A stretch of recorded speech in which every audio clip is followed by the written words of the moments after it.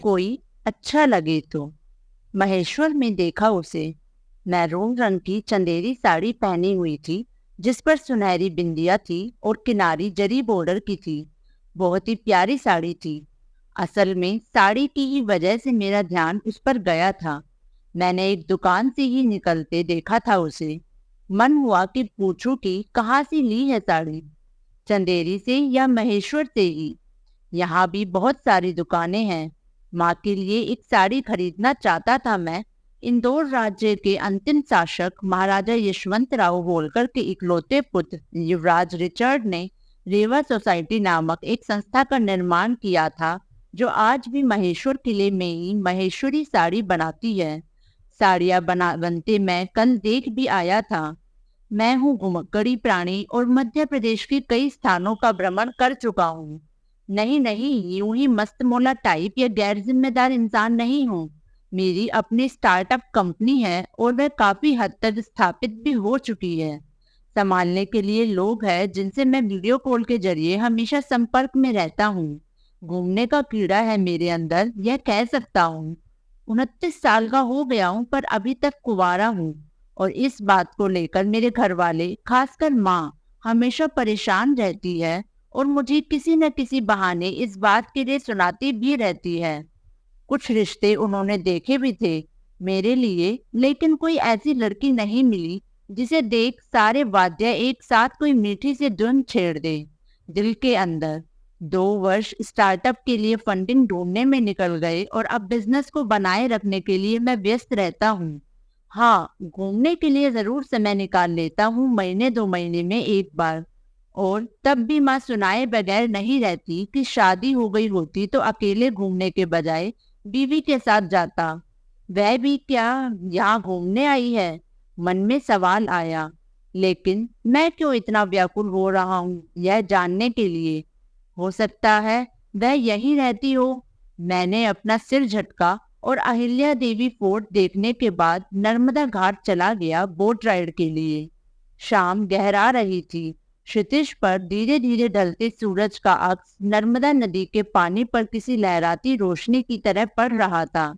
जब सूरज अस्त होने वाला होता है, जब पक्षी चहचहाते हुए खुशी से भरे अपने नीड़ों में लौटने का आसमान में उड़ान भर रहे होते हैं और हवा की झोंके पानी का स्पर्श करने के बाद चेहरे को आकर छूते हैं और शरीर में एक सिहरन सी भर देते हैं, ऐसे समय में ही बोट राइड का आनंद आता है।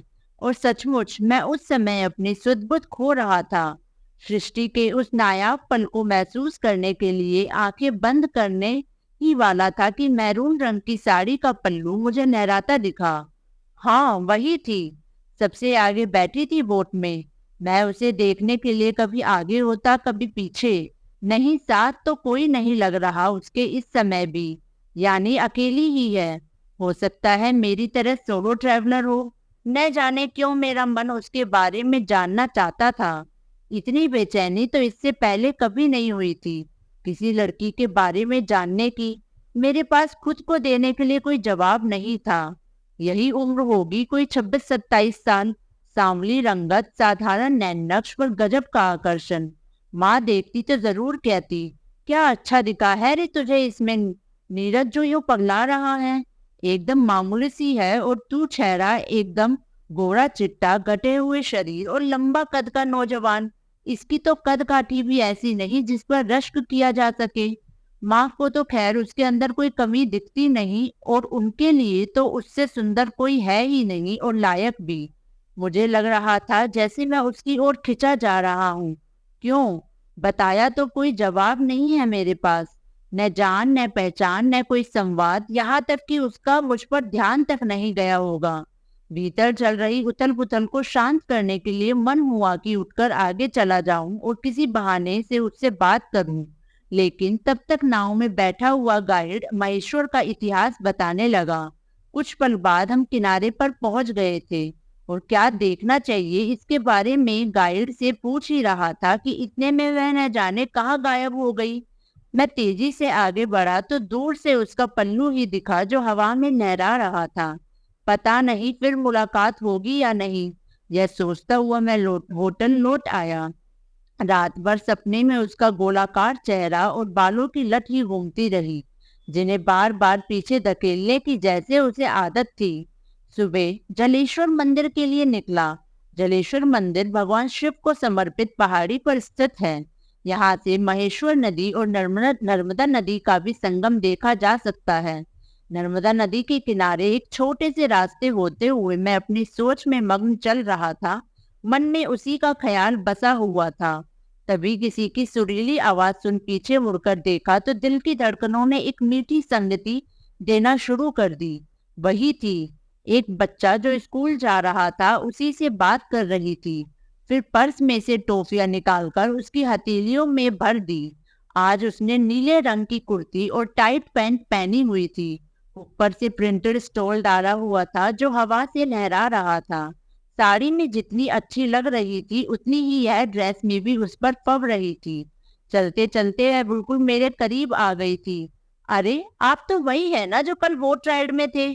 और उससे पहले होलकर फोर्ट में सुरीली आवाज मेरे कानों से गुजरती मेरे दिल के अंदर जाकर सरगम बजाने लगी।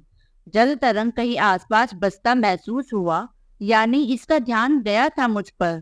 मैं किसी तरह से अपनी खुशी व्यक्त करना चाहता था, लेकिन उस समय तो उसे जवाब देने के लिए शब्द भी नहीं निकले। मैंने केवल हाँ में सिर हिला दिया।